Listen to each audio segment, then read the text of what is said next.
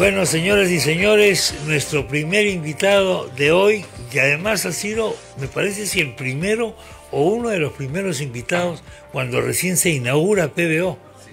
No sé si te acuerdas de eso. Mauricio Mulder, claro. ¿Cómo estás, Mauricio? ¿Cómo Mi querido Chema, qué gusto de estar aquí con ustedes. Cuando esto todavía era una cosa un poco modesta, estaba comenzando, pues uno de los primeros invitados fue Mauricio Mulder. Mauricio Mulder ha sido un parlamentario polémico, como en general deben ser los parlamentarios, ¿no? Porque el parlamentario que no es polémico, bueno, de alguna manera tiene alma de... Uno tiene que ir a debatir, tiene ¿no? alma de administrador, ¿no? Y ahí está, esa es la primera entrevista que te hacen acá, Mauricio, me parece, en PBO. Ahí lo tenemos a Mauricio, no ha cambiado nada. Bueno. Está más joven ahora, ahí lo tenemos. Ahí está. Ah, sí, mira tú. Ahí está, pues, fíjate. Bueno. 2017, dice, ¿no? Colectivo de 2017. 2017. Eso en 2018. Esto fue... Ese programa en 2018. Este programa fue el 2018, me dice acá Rudy, que es la memoria andante de esto. Entonces estuvo ahí. Bueno, parece que estamos asistiendo, Mauricio, a una interna en Perú Libre, o por lo menos en el entorno del señor Castillo, el presidente electo Castillo, para definir el tema del gabinete. Y hay fuego cruzado. Me parece a mí, yo anoche estaba escuchando a Bellido, que es, digamos, el rostro simpático del ala dura, pero no deja de ser del ala dura de Perú Libre. Bermejo, por supuesto, es el rostro durísimo.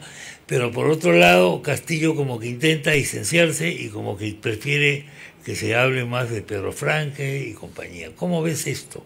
Esta interna que se estaría produciendo en Perú Libre.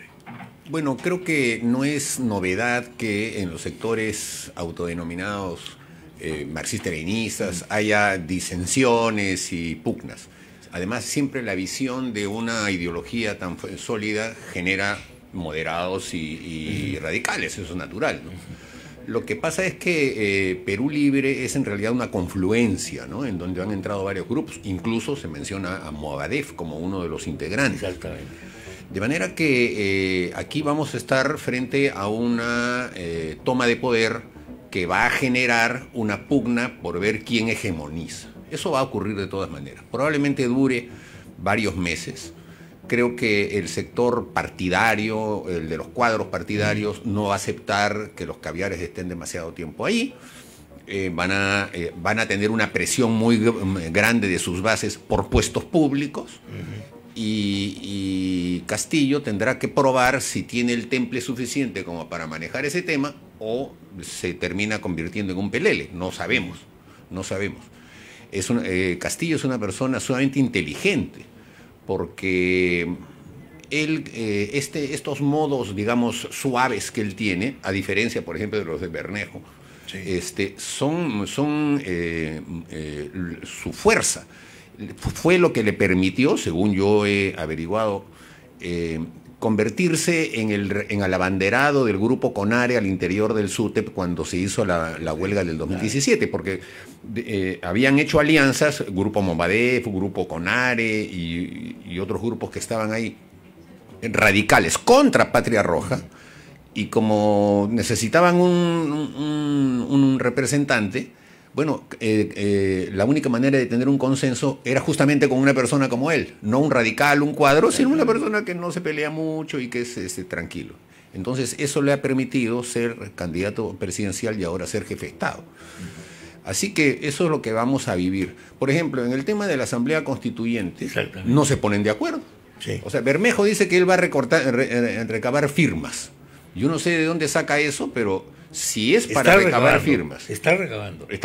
Entonces, ¿qué significa? Que él va a ir con las firmas ante el Jurado Nacional de Elecciones, o sea, va a estar dentro del sistema, y eso después se va a remitir al Congreso de la República como un proyecto de ley. Sí. Yo creo que lo que están haciendo, no saben lo que están haciendo, porque al convertirse en un proyecto de ley, eso puede ser desechado en una votación. Sí. Si no tienen los números suficientes de votos, porque se va a necesitar 87 votos para una modificación constitucional. ¿Qué le convendría a Castillo desde el punto de vista de sacar? Hay una cosa que parece cierta. Está bien que no haya expropiaciones, etcétera, admite el sector duro de Perú Libre, pero lo que no se puede dejar de lado es la Asamblea Constituyente. O sea, eso es ya, es la madre de todas las batallas. Así es. Eso es irrenunciable. Entonces, la pregunta es, ¿cómo lo hacemos?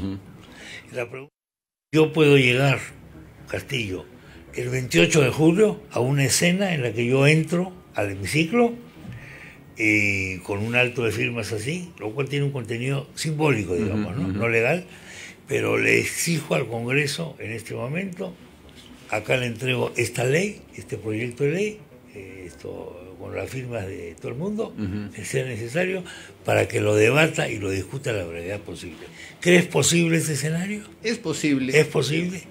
Aunque le faltaría tiempo. En realidad, como este tema no está en el ordenamiento legal, lo pueden hacer como quieran. ¿Cómo lo hizo Fujimori? Exactamente. Con un decreto supremo. Decreto ¿No? Sacó supremo. un decreto supremo y convocó a la Asamblea Constituyente. Sí. O sea que, incluso yo lo escuché en alguna oportunidad, no sé Pero si tú después lo de un recuerdas. golpe fue eso.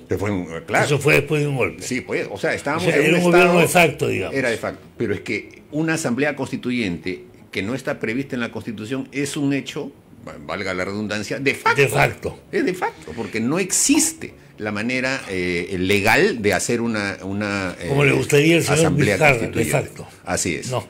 Ahora, la Asamblea Constituyente del año 79 era producto también de un gobierno de facto. Así es. Y se convocó mediante un decreto, etcétera, Exactamente. etcétera, todo lo que conocemos. Y recordamos mucho que la convocatoria de la Asamblea Constituyente incluía un párrafo que decía la nueva Constitución dentro de los parámetros de la revolución. Así y allá de la Torre, el día que tomó el mando, dijo, no hay parámetros porque este es el primer poder del Estado. Así es. Me acuerdo mucho esa frase de... Así es. Incluso Morales Bermúdez leyó el texto de la Constitución que aprobó la Asamblea Constituyente del año 79 y lo rechazó. Mandó una carta diciendo, se han salido de los parámetros. O sea, se dio, digamos, la atribución de ponerse por encima del texto constitucional. Pero él sabía que era un saludo a la bandera. Pero claro, pero todo eso era la demostración de que eran hechos, nada más, no jurídicos, sino de facto. Y ahora también vamos a estar entre una realidad de facto, porque, por ejemplo, si se tratase de una asamblea constituyente, eso no pasa por el Congreso, es por otra asamblea. El Congreso no es constituyente. No es constituyente. Así es. Entonces, si ellos hablan de asamblea constituyente, están hablando de otro órgano. Sería este famoso, lo que se hablaba antes, ¿no? El poder dual. El poder dual. El poder dual. Y eso lo hizo Chávez en Venezuela. Hizo convivir los dos. Exactamente. Uno que fue electo antes de las elecciones, donde estaban todos los partidos, y el otro que se eligió cuando Chávez era presidente, y por supuesto todos eran chavistas. Sí, claro. Y en el momento del choque, los chavistas dijeron, un momentito, nosotros somos constituyentes, y por lo tanto estamos encima del Congreso. Y Chávez convalidó eso y se convirtieron en asamblea. En Chile estamos viendo algo similar. Exactamente. En el sentido de que los constituyentes están diciendo también que nos han elegido a los constituyentes chilenos les están diciendo, el trabajo de ustedes es hacer la Constitución. No, pero hay algo más, y están aprobando cosas que no tienen nada que ver. Así es, así es. Esa es la discusión. Con la redacción de la Constitución. Es que en los países, digamos, generadores de toda esta democracia con la que vivimos gran parte de los países del mundo, las constituciones son contratos sociales fundacionales de su país. La fundación de la República. Entonces, claro, inician y hacen un contrato social y establecen unas reglas para caminar. En cambio, en América Latina, en el Perú ya tenemos 16 constituciones y en los demás países también hay un número similar. Tenemos constituciones de acuerdo a la coyuntura. Sí, claro. Y se convierten en armas hechizas para dominar unos a otros. Y lo que está sucediendo en el Perú con la polarización que hay es que la Asamblea Constituyente va a ser un arma que se va a utilizar contra la otra mitad de la población. Eso es así tan claro. Absolutamente. Y nuestras constituciones piensan en, ¿va a haber reelección del actual presidente o no? Ese tipo de cosas, Con ese tipo de cosas no puedes hacer pues una constitución, no deberías poder hacer, lamentablemente se hace. Así es, sí se hace. Y evidentemente yo aquí podríamos apostar, y estoy seguro que tú también lo respaldarías, ese artículo de la reelección lo van a poner de todas maneras. Tiene que haber. ¿Por Sí, qué? Porque el Perú exige que las cosas buenas continúen, que se construyan. Exactamente, en fin, argumentos siempre habrá. Los congresistas no pueden ser reelegidos. Exacto. Dice, ¿no? Y esto es una cosa lamentable, porque esto fue aprobado alborozadamente por la mayoría de la población, que no sabía lo que estaba votando quizás. Llevada de las narices por toda una parafernalia mediática manejada por el señor Vizcarra, y la gente alborozada fue y votó. Y yo he visto mucha gente que en ese momento salió a la calle alegre porque ya los congresistas no se iban a reelegir, que ahora han estado marchando por la democracia contra el fraude. Sí, ¿no? claro. Sí, imagínate. Pero cuando, en ese momento, ¿por qué avalaste ese tipo Además, de cosas? estaban de acuerdo con que el Congreso era corrupto. No sabían muy bien por qué, Así es. pero decían que era corrupto. Sí, claro. Y que los congresistas eran comechados. En fin, todas las cosas que los regímenes autoritarios siempre han hecho contra los congresos, ¿no? Exactamente. La democracia burguesa o ese tipo de cosas. Exactamente. Los congresos son siempre molestosos con el poder, porque son muchas personas, son 130, en otros países son 240, en Brasil son más de 600 los diputados, claro. En México también, porque hablan. Y su función es justamente hablar de los que manejan el Estado y los que manejan el presupuesto. Y entonces eso es incómodo para los que están en el poder, porque el poder emborracha. Sí, y claro. Se creen que están por encima de la... Eso es natural. Sí. Entonces, por eso es que se han creado los parlamentos, para que el que tiene poder sienta que su poder es limitado. Hay gente que piensa que es democrático si votas cada cierto tiempo, pero la separación de poderes y este tipo de cosas no se consideran mucho. Exactamente. A la hora de pensar que es una democracia, ¿no? Exactamente. Ahora, esto viene además después de una campaña contra los partidos políticos también, en general, que de alguna manera ha despolitizado a la gente, por un lado, y por otro lado ha permitido que no haya estructuras partidarias y que no haya ideologías. Vivimos una era postideológica. Y que, por supuesto, se cuestiona muchísimo cómo se le saca de la carrera electoral al PPC y al APRA, ¿no? Sí. Que eran los dos partidos ideológicos que nos iban quedando en el Perú. Exactamente. Lo que pasa es que hay toda una estrategia para eso. Es más, si el PPC y nosotros hubiésemos tenido la voluntad de plegarnos a toda la estructura burocrática que ha creado el Jurado Nacional de Elecciones, hubiese sido igual imposible. En la actualidad, los partidos políticos están sometidos a una persecución burocrática que hace que sea absolutamente imposible manejar un partido político. Todos los días se reciben oficios de la OMPE, del Jurado Nacional de Elecciones, del Jurado Especial, que piden la relación de los militantes, que piden los gastos que se han hecho en la última semana, que digan cómo está locales, si tienen en los locales partidarios tienen ha pasado defensa civil, sí, y si uno no lo hace, entonces tiene que poner multas, y ponen multas. Todo es una burocratización a la que hemos llegado atroz, y que hace que los partidos políticos en realidad ya se conviertan en lo que han sido en esta última elección. Simplemente membretes, claro, para en donde 5 personas en un sofá deciden como si fuera un plenario nacional y ponen quiénes son los candidatos. Sí. Y los verdaderos partidos que tienen cuadros, que tienen personas que pugnan, que tienen derecho a hacer campaña electoral y hacer carrera política, no pueden porque están vigilados permanentemente, y así nos han arrinconado. Y yo no veo que haya ninguna voluntad de cambiar ese tipo de cosas por ahora, ¿no? Bueno, el concepto de militancia y el concepto de carrera política dentro del partido ha desaparecido. Los jóvenes lo verán esto como una cosa ridícula, porque además ahora hemos canjeado todo eso por el financiamiento estatal de los partidos. Exactamente. Ese es el problema. O sea, es un plato de lentejas que sale carísimo. Sí, así es. Pero tú eres militante de un partido que se ha caracterizado siempre por esta estructura de la militancia, por los comités, por ese tipo de cosas que de repente para un joven pueden parecer exóticas. Así es. Pero que, en fin, cuenta un poco tu historia como militante, quizás para ilustrarle, oye, a la gente qué es lo que no hemos debido dejar de lado, esta militancia, sea cual fuese la ideología, estoy hablando, ¿no? Así es. De cualquiera. Por favor. Bueno, yo me incorporé al partido el año 74, cuando estaba en la universidad, y era dirigente estudiantil, y era la época de Velasco. Y nuestra militancia era una militancia exclusivamente de amor puro por la ideología y por el colectivo. O sea, ahí no había la posibilidad de que hubiera elecciones, de que alguno de los militantes pudiera ser alcalde, funcionario, nada de eso. Era simplemente por defensa de la ideología y de un pensamiento en favor de la democracia.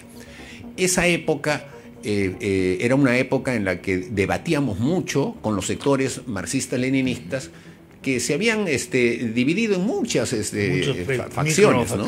Pero los más notorios eran Patria Roja y Vanguardia Revolucionaria. Y con ellos había un debate permanente. A veces había un poco de broncas en las universidades también, pero ese debate fue enriquecedor. Sí. Porque yo recuerdo que cuando me topaba con alguien y debatía, y me sacaba con algo y que yo no sabía, yo me iba corriendo a estudiarlo claro, para la próxima para saber. Responder. Entonces uno aprendía política, leía los clásicos para poder tener argumentos de responder en el debate. Eso se ha perdido. Eso se ha perdido. Eso ahora ya no hay, digamos, pensamiento ideológico globalizante. Quizá también es por el hecho del celular y la vida moderna y virtual, que ya las cosas son más pequeñas, más directas. Todo es instantáneo, además. Así es, todo Café es instantáneo, todo es light y todo es tarjeta de crédito, ¿no? Entonces, leer un libro de 200 páginas ya no está en el chip de la juventud, porque todo lo tienes así en 4 cosas y resumido, ¿no es cierto? Y además pepa? En la mano. En el periodismo siempre se ha dicho cuál es la pepa, ¿no? Así es. Eso ha sido toda la vida, pero ahora ya la pepa es ya la pepita. Así es una pepita microscópica. Y ha hecho que el pensamiento sea superficial. Marco Aurelio de Negri, gran sabio, decía que el celular se había convertido en una prótesis humana, porque sin el celular ya uno no puede pensar. Sí, señor. Y en evolución, la mano humana va a cambiar, la forma.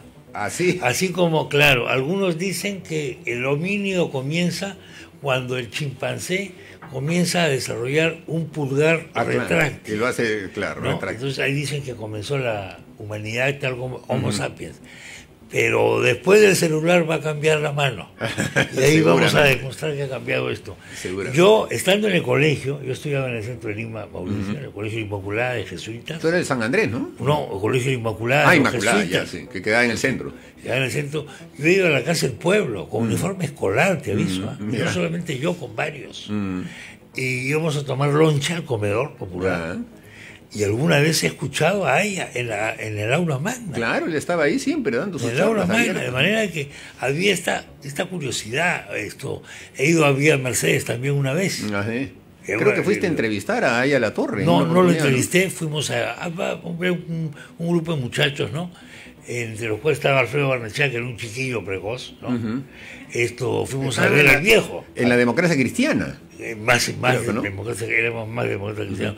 En fin, lo que quiero explicar es que había una cierta cultura política difundida que hoy día me parece que ha desaparecido. Ha desaparecido y por eso es que tenemos fenómenos extraña, como los que estamos viviendo. Y que si bien se han cometido excesos de ideologismo y de todo, como todo, hoy día estamos extrañando eso. Exactamente. Y lo que va a venirse de las claves de lo que se ve, por ejemplo, del Congreso actual, el que está feneciendo, es ausencia total de debate político, ¿no? Solamente es cosista.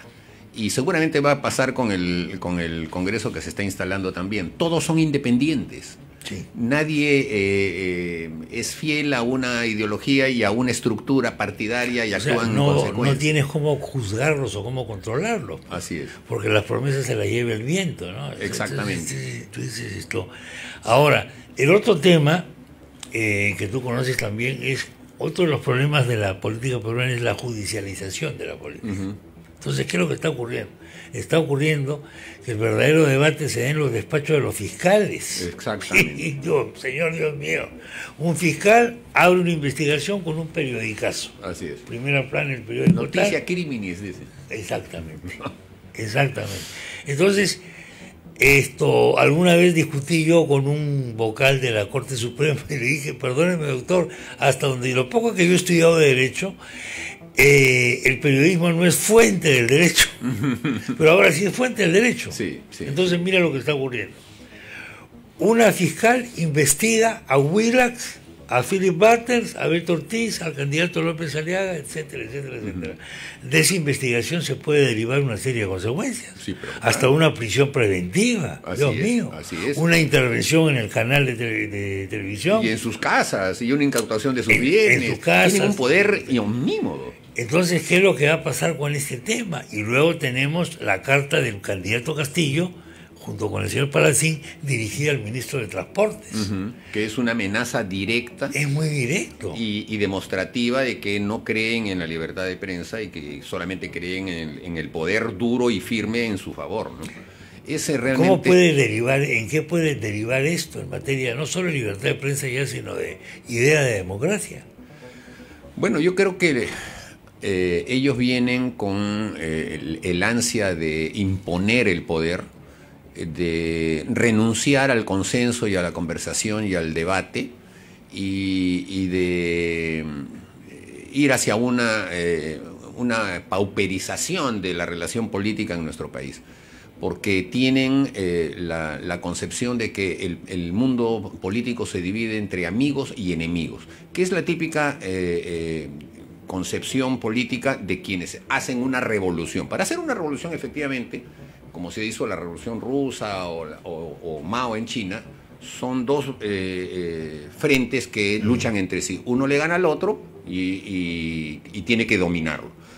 Ellos tienen esa visión bélica de la política. Aquí estamos frente a un conglomerado de personas que creen que los demás, los que no piensan como ellos, son enemigos de clase y por lo tanto hay que derrotarlos. Esa visión es la que va a entrar en pugna. Quizá haya algunos que no piensen así y esos van a ser los moderados y terminarán siendo arrinconados. Y por eso digo que vamos a estar frente a una situación inédita que va a desencadenarse en los próximos meses. Y el único que la podría resolver sería el propio Castillo. Pero como Castillo en su biografía es un hombre que se generó alrededor de consensos distintos, él está atado a esos consensos. Yo lo recuerdo cuando él era dirigente del SUTEP y hubo la huelga del 2017, la ministra no lo quería recibir porque él no era el representante legal del SUTEP, sino que eran los de Patria Roja. Entonces, que los congresistas, yo no estaba presente, pero lo vi, digamos, directamente, iban donde Castillo y le decían, la ministra dice tal cosa. Entonces él se iba donde un grupo de 4 o 5 que estaban ahí, hablaban, dicen los compañeros que le diga tal cosa. Entonces él todo lo consultaba. No era un líder que decidía en ese momento, no. Todo lo consultaba con un grupo que tenía. Eso es demostrativo de que es una persona insegura, pero al mismo tiempo que él era el resultado de ese consenso. Yo no sé si eso continuará hoy o no. Bueno, aparentemente no tenemos mucha información, porque además él es muy lacónico con la prensa, recién está dándole cara a la prensa, pero sin aceptar muchas preguntas, la verdad, ¿no?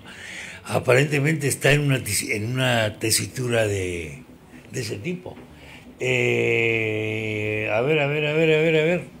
Acá, Jesús Verde está tuiteando, Julián Palacín acaba de reconocer en Exitosa que su denuncia ante el MTC, Ministerio de Transporte, contra una televisora no prosperará. Lo dijo tras darse cuenta que habrá un conflicto de interés porque el documento lleva la firma de Pedro Castillo. No prosperará, él cree que no prosperará o la va a retirar, no está claro. Debería retirarla porque... Debe retirarla, tiene que retirarla, evidentemente. Si solamente no prosperará es porque es un cálculo que la va a querer hacer de otra manera. Es un cálculo de que el ministro futuro la va a rechazar, o el actual. Pero lo peor de todo es que claro, con carta y todo, ya el Ministerio Público ha abierto una investigación. Y al abrir la investigación, ellos van a continuar hasta el final. Efectivamente. La carta ya está presentada. Pues. Y eso es lo que tú mencionabas, que es la judicialización de la política, que es un fenómeno que no solamente está en el Perú, lo he escuchado mucho en Argentina, en Uruguay, el lawfare le llaman. ¿No? En Ecuador también ocurrió. Creo que eso es grave, difícil, complicado, porque hace que la toga sea la que mande. Y ellos tienen un poder que no tiene ningún político. Un presidente no puede meter preso a un ciudadano, pero un juez sí. Un juez sí, claro. Quitarle lo más precioso que tiene un ser humano, que es su libertad, eso lo puede hacer un juez, no lo hace un presidente.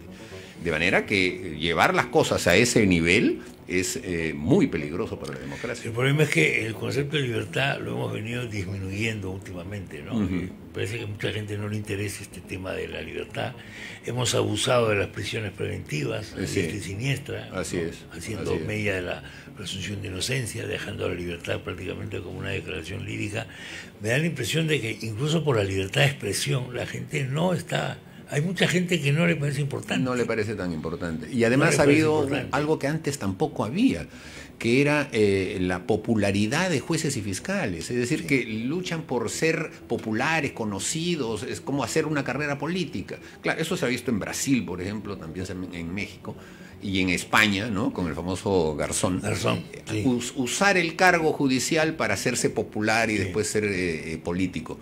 Eso me parece también terrible porque, reitero, el poder que tienen está por encima del poder de cualquier político. Y eso es muy complicado manejarlo de manera tan alegre como se está haciendo en el Perú.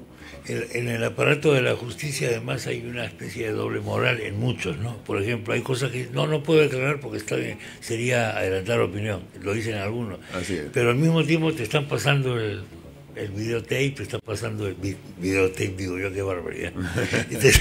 Te está pasando el audio, te está pasando Sí. cualquier cosa. Lo Por filtran. favor, se ha filtrado. No sabemos cómo ha llegado a manos de la prensa, cómo ha llegado a manos del político. Sí saben, hombre, ¿cómo lo van a saber? Ellos mismos lo filtran. Por favor, pero Ellos claro mismos que lo sí. Eso es Claro que sí. justamente una de las cosas que ha deteriorado las relaciones humanas en nuestro país, ¿no? Porque se sacan ese tipo de cosas como blandiendo un arma arrojadiza, ¿no? Y hacen que la gente en realidad sospeche de todo mundo. Tú escribiste un libro así, pues, ¿no? El país libro de la sospecha. Claro, hace muchos años. Eso Pero estaba basado en el mismo criterio. el Todos mismo eran criterio. sospechosos. Todo el Todos mundo pasaron por la sospechoso. salita del sí. todos son Totalmente, sospechosos. totalmente. Fue un libro, una especie de ensayo sobre la caída del fujimorismo, pero como el país había entrado y todos nos habíamos acostumbrado, y sigue, ¿verdad? Y La sigue. cultura de la sospecha sigue. Sí, claro que sí. Inclusive ha aumentado. Sí. Claro. Todo lo que haga Mauricio Mulder es sospechoso de que tiene una segunda Sí, intención. claro, todo lo que haga. claro. Entonces se ha creado una situación en el que ya prácticamente el vecino espía al otro vecino para ver qué pasa, para ver qué está haciendo, y llegamos a una situación, una tribu no funciona así. No se Una tribu no puede funcionar así porque se destruye. Exactamente, se autodestruye. Uno por defenderse entra al mismo... Entras a lo mismo. Claro. Acá hay un artículo de Ricardo Uceda. Ricardo Uceda es un periodista independiente que no tiene agenda política. Esto que indica, de hermanitos amiguitos, la ligereza con la que el Ministerio Público se pone en funcionamiento ante denuncias politizadas contrasta con la renuencia a investigar a la presidenta del Poder Judicial, Elba Barrios, por haber supuestamente pedido un favor personal al presidente de la Corte del Callao, Ríos. Bueno, Ricardo es un gran periodista y está demostrando además ser más amigo de la verdad que de sus amigos, Sin que duda. ese es el deber que todo periodista Sin duda. debe tener. Y dice las cosas claras que demuestran que esa famosa frase que se le atribuyen a muchos, pero que siempre se repite en el Perú, eso que dice, para mis amigos todo, Sí. para mis enemigos la ley, ¿no? Sí, pues. Y eso se está viendo clarísimamente ahora, porque hay algunos que por quítame estas pajas están con 30 años de prisión y otros que pueden haber hecho la cosa más increíble y no pasa nada, porque son amigos del régimen. Son temas que se van a tener que aclarar. Y para eso justamente es que funciona la democracia. La democracia indica que cada persona es igual a la otra en sus derechos y en sus obligaciones, independientemente del poder que tenga. Sí, eso debería ser. Bueno, tenemos aquí en medio de todo esto los famosos dinámicos del centro. La famosa sí. Ustedes los dinámicos del centro, yo lo he preguntado varias veces. Por supuesto, ha habido un juez que los ha dejado en libertad, y esto amenaza a los posibles colaboradores eficaces. Pero la fiscal que ha comenzado esto, que es una joven fiscal, que me parece que tiene un coraje espectacular, Bonnie Bautista ha dicho que tiene 200.000 audios. Entonces los videos se quedan chicos en cuanto a catarata de información frente a 200.000. Yo lo que veo es lo siguiente, como conjetura lo digo, pero me parece que por ley de probabilidades lo que va a ocurrir es que en un momento determinado van a aparecer audios más explícitos sobre el financiamiento de la campaña de Perú Libre, Dios mío, y que van a comprometer al presidente Castillo de alguna manera también. Es posible. ¿Y ahí qué va a pasar? Otra vez Depende. el carrusel de la vacancia y el conflicto y todo. Depende, porque si estamos en una ola de respaldo al nuevo presidente, pasará como eso. No, déjalo ahí nomás, se va a caer y pasemos a otra cosa. En eso va a jugar un rol muy importante la prensa, porque cuando tú sacas las cosas con un gran titular y dices esto es, y los demás medios rebotan, entonces claro, se convierte en un caso terrible, pero cuando lo pasan en la página 24, entonces ya pues no pasa nada, y eso es lo que ha pasado. En el tema, por ejemplo, ya que estamos hablando de audios, de los cuellos blancos, nos hemos enterado todos los peruanos que las fiscales que tenían todos esos audios, habían ido a conversar con el señor Vizcarra en su casa, en secreto, y diciendo que le iban a pedir que le diera con protección. Ese fue un pretexto. Malograron una investigación de esa índole con ese tipo de vinculaciones porque vivían en el mismo edificio. Entonces ahora seguramente este tipo de audios tarde o temprano también terminan siendo filtrados o terminan siendo enterrados, como pasó con los famosos Vladivideos, que muchas personas que fueron nunca aparecieron sus audios, porque algún mercado negro debe haber habido por el cual terminaban matando porque había negociaciones con los han habido negociaciones, ¿no? y mucho dinero detrás. Y plata atrás, ¿no? Entonces, claro, esto nos va a llevar de todas maneras a un escenario pues muy complicado de nuevo. De nuevo. Dicho sea de paso, hablando de Vizcarra, que de alguna manera es el autor, ¿cómo se dice? Mediato o fáctico de este desaguisado intelectual es una palabra. Bueno, sí, pero se ha puesto ya la cuarta vacuna. ¿Qué manía es esta de la vacunación? Es increíble. ¿Por qué ocurre esto? ¿Cómo te explicas eso tú? Yo creo que hay un deterioro moral en esta persona porque no le importa, ¿no? Dice, póntela nomás y no sé qué. Pero es en realidad una confesión de que las primeras 2 vacunas que se puso, de la Sinopharm, para él no sirven para nada. Y por eso es que se está poniendo las otras 2. Es una cosa que ya no le importa nada. Ahora, ¿cómo puedo yo, no sé, en un momento en el que todo el mundo se toma fotos con sus celulares, ir a ponerme la cuarta vacuna? Ya tiene que saber que va a salir publicado.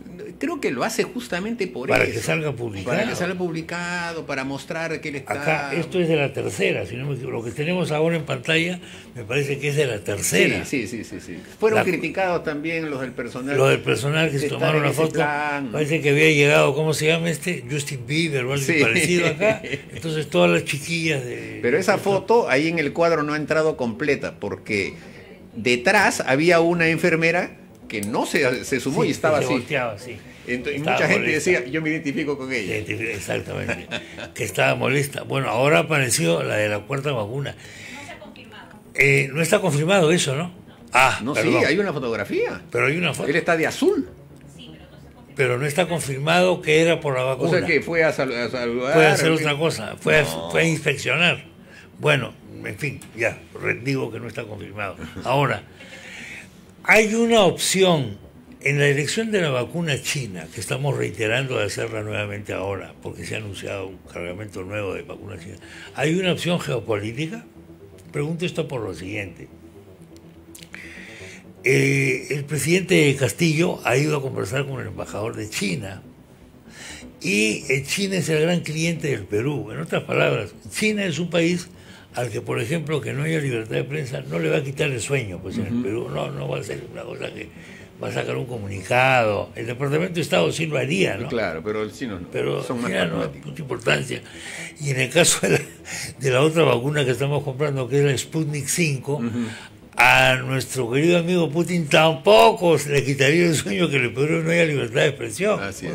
Entonces, por ahí estamos yendo geopolíticamente. Exactamente, ¿no? Se han politizado las vacunas.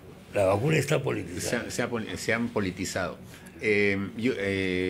Castillo dijo, creo que a poco nada más de la segunda vuelta, que ya había hablado también con el embajador de Rusia Sí, para que viniera la Sputnik. Sí.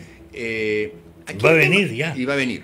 Ahora, aquí no es, o sea, ni tú ni yo sabemos realmente si son buenas o malas o no. Eso No, ya no, lo claro, saben claro. los médicos.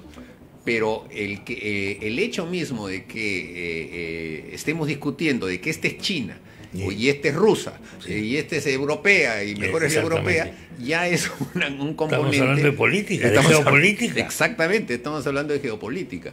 Con China nosotros tenemos relaciones de primer nivel. Sí. Y China es un país muy importante para el Perú, Exactamente. sumamente importante.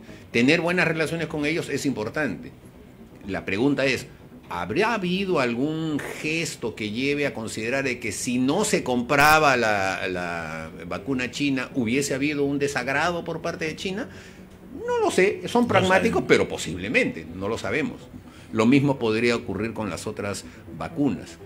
Pero sí es claro que el tema de fondo en la compra de las primeras vacunas había un caso de corrupción que se está pasando un poco Sí, por eso agua ha quedado tibia. ya Se estaba hablando de que opacado. cada vacuna estaba costeada en $70. Sí. Y ya la gente se ha olvidado de eso. Y eso debería merecer una investigación. Y eso es lo que Vizcarra quiere tapar porque él era el que había manejado ese tema. ¿no? $70 es totalmente desmesurado. Desmesurado. es una Totalmente cosa atroz. desmesurado. No adquiere ninguna comparación con ninguna vacuna, digamos, más importante, digamos. Así es. O Así con es. un nombre más importante. La Unión Europea, por ejemplo, no reconoce la vacuna china. Sí, No sí. puedes ingresar con, Sí. con la vacuna china. O sea, hay también acá un trasfondo geopolítico. Geopolítico, ¿no? porque tampoco es que sea Sin duda. agua y destilada como decían, porque No. hay No, países, claro que no. en el No, caso por ejemplo por de supuesto. los Emiratos Árabes Sí. Unidos, que es un país rico, Sí. todos se han vacunado con la China sí, sí, y han sí. llegado Claro. a su inmunidad de Claro, rebaño, ¿no? claro. Entonces hay mucho de política en este tema. Pero hay mucha política. Esto es algo que la gente tiene que tener presente porque es evidente que con Castillo vamos a acentuar nuestra vinculación con China, Rusia, etcétera. Sí, con claro.